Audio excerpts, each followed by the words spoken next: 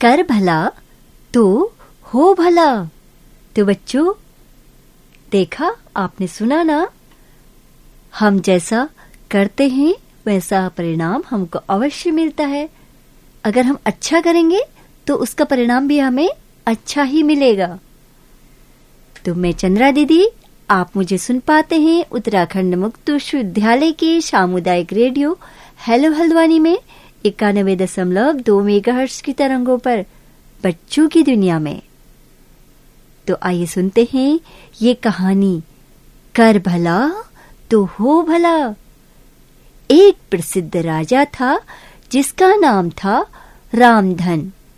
अपने नाम की ही तरह प्रजा की सेवा उनका धर्म था।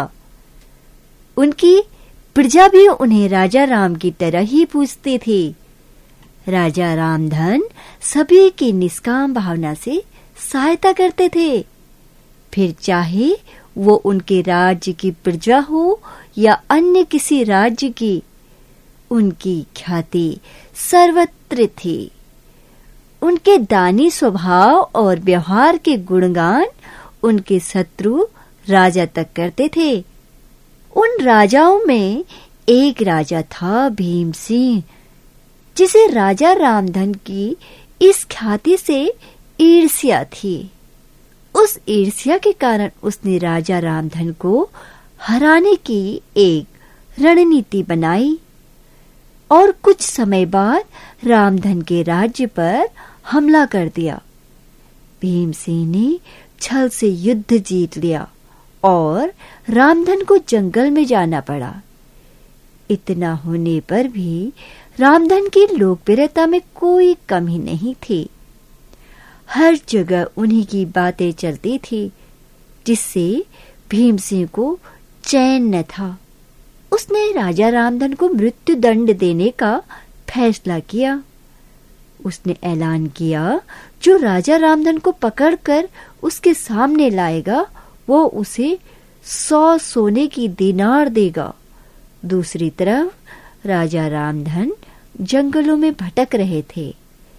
तब उन्हें एक राहगीर मिला और उसने कहा, भाई, तुम इसी जगह के लगते हो, क्या मुझे राजा रामधन के राज्य की तरफ का रास्ता बता सकते हो? राजा रामधन ने पूछा, तुम्हें क्या काम है राजा से? तब राहगीर ने कहा, मेरे बेटे की तबीयत ठीक नहीं है, उसके इलाज में सारा धन चला गया। सुना है राजा रामधन सभी की मदद करते हैं, सोचा उन्हीं के पास जाकर याचना करूं। यह सुनकर राजा रामधन राहगीर को अपने साथ लेकर भीम सिंह के पास पहुंचे। उन्हें देखकर दरबार में सभी अचंभित थे। राजा रामधन ने कहा, हे राजन, आपने मुझे खोजने वाले को 100 दीनार देने का वादा किया था। मेरे इस मित्र ने मुझे आपके सामने पेश किया, अतः इसे वो 100 दीनार दे। यह सुनकर राजा भीम सिंह को एहसास हुआ कि राजा रामधन सच में कितने महान और दानी हैं। उसने अपनी गलती को स्वीकार किया, साथ ही राजा रामधन को उनका राज लौटा दिया, सदा उनके दिखाए रास्ते पर चलने का फैसला किया। इसलिए बच्चों, मनुष्य को अपने कर्मों का ख्याल रखना चाहिए। अगर आप अच्छा करोगे तो अच्छा ही मिलेगा।